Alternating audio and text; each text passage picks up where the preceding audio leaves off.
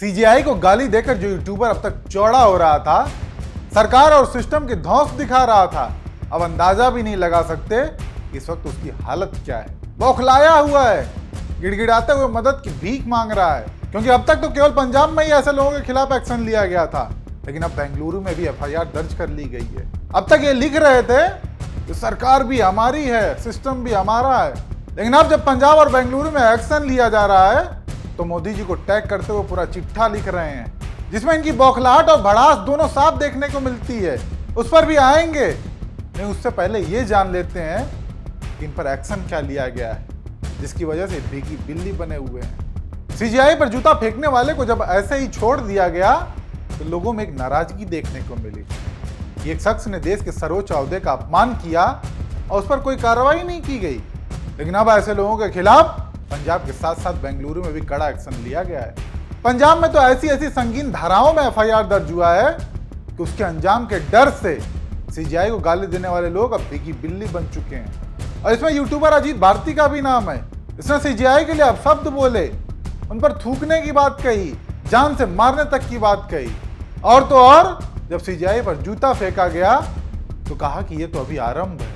लेकिन इससे भी ज्यादा हैरानी की बात कि इतने के बाद भी योगी जी की यूपी पुलिस ने बस तलब मात्र किया और ट्वीट डिलीट कराकर छोड़ दिया, और जब उसे छोड़ा गया तो उसके साथ भी बीजेपी का प्रवक्ता देखा गया। यानी ऐसे लोगों को बीजेपी का पूरा संरक्षण है। ऐसे में तो मोदी जी सीजीआई पर हुए हमले की निंदा करके मानो बस दिखावा करते हैं। खैर, जब इसे नोएडा पुलिस ने ऐसे ही जाने दिया तो इसका जानते हैं क्या कहना था कि सरकार भी हमारी है और सिस्टम भी हमारा है। मतलब योगी जी और बीजेपी की सरकार इसकी है और उसका सिस्टम भी। लेकिन अब जब गैर बीजेपी शासित राज्य पंजाब और बेंगलुरु में एक्शन लिया जा रहा है तब इनके सिस्टम की सारी हवा निकल गई। इसकी वजह भी जान लीजिए। पंजाब पुलिस ने 12 से ज्यादा अलग अलग एफआईआर दर्ज की है, वो भी SC/ST एक्ट जैसे गैर जमानती धाराओं में। ये कुछ धाराएं हम आपको दिखा रहे हैं और इन धाराओं में कितनी सजा का प्रावधान है वो भी जान लीजिए। SC/ST एक्ट 1989 की धारा 31R, 31S और 31U तीनों नॉन बेलेबल और सजा के तौर पर 6 महीने से 5 साल तक की कैद और साथ में जुर्माने तक का भी प्रावधान। सोचिए, और यही कारण है कि ये लोग बौखलाए हुए हैं, कुछ सूझ नहीं रहा है अब। ऐसे में ये मोदी जी को चिट्ठी लिख रहे हैं और कहते क्या है कि मोदी जी ये सब आपकी वजह से हो रहा है। यूट्यूबर अजीत भारती लिखता है कि मोदी जी पंजाब के मुख्यमंत्री ने कई जिलों में सैकड़ों सोशल मीडिया हैंडल्स पर गैर जमानती धाराओं में एफआईआर करवाई है। इस एफआईआर का इन सारे हैंडलों पर जो भी प्रभाव पड़े, परंतु यह आप याद रखिएगा कि इस कानून को हथियार बनाने में आपकी सबसे बड़ी भूमिका रही है। यदि आप सीजीआई पर बोल सकते हैं तो सवर्णों के नरसंहार की बात पर आपकी पूरी पार्टी से कोई बोलने वाला क्यों नहीं?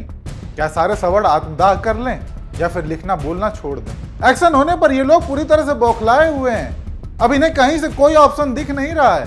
यही नहीं, राकेश किशोर, जिसे सीजीआई के कहने पर छोड़ दिया गया था, उसके खिलाफ भी बेंगलुरु पुलिस ने एफआईआर दर्ज कर ली है, वो भी अखिल भारतीय अधिवक्ता संघ की लिखित शिकायत पर। और यहां भी बीएनएस की धारा 132 और 133 के तहत, जिसमें 6 माह से 1 साल तक की कैद और जुर्माने का भी प्रावधान है। और ये कार्रवाई उन लोगों पर होनी है जिसने सीजीआई पर जूता फेंका, उन पर हुए हमले को सेलिब्रेट करते हुए अभद्र टिप्पणी की, उनको जान से मारने की बात कही, हिंसा भड़काने की बात कही।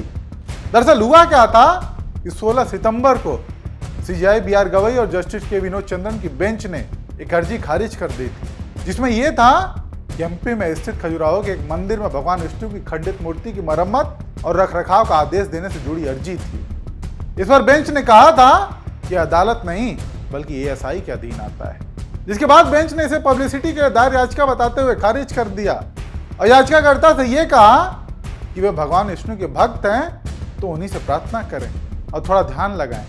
सीजीआई की इस टिप्पणी के बाद कुछ हिंदू संगठन और खासकर अजीत भारती जैसे लोग भड़क गए, सीजीआई पर अभद्र टिप्पणी करने लगे और ये टिप्पणी देखते ही देखते इतनी हिंसात्मक और भड़काऊ होने लगी कि उसका नतीजा कोर्ट रूम में सबको देखने को मिला, जहां एक वकील ने जूता निकालकर सीजीआई के ऊपर फेंक दिया, जिसके बाद उसे हिरासत में लिया गया। लेकिन बाद में चूंकि सीजीआई ने बड़ा दिल दिखाते हुए तो छोड़ देने के लिए कहा था तो उसे पुलिस ने छोड़ दिया। लेकिन अब अलग अलग राज्यों में जो एफआईआर हुई है उसके बाद इन लोगों की चिंता बढ़ गई है। बताओ आज आप क्या हो रहा है हमारे देश में। एक दलित सुप्रीम कोर्ट का चीफ जस्टिस बन गया, मगर ये जालिम लोग, ये कास्टिस्ट लोग, ये जहर है, ये बर्दाश्त नहीं करेंगे। दलित उस मुकाम पर पहुंच गया। मैं महाराष्ट्र के दलित भाइयों से कह रहा हूं, भारत के दलित भाइयों से कह रहा हूं, देखो, पहचानो, ये जहर नहीं तो क्या है बताओ। अब देखना होगा कि आगे जांच के बाद इन लोगों के साथ क्या कार्रवाई की जाती है और कौन इनकी मदद के लिए आगे आता है।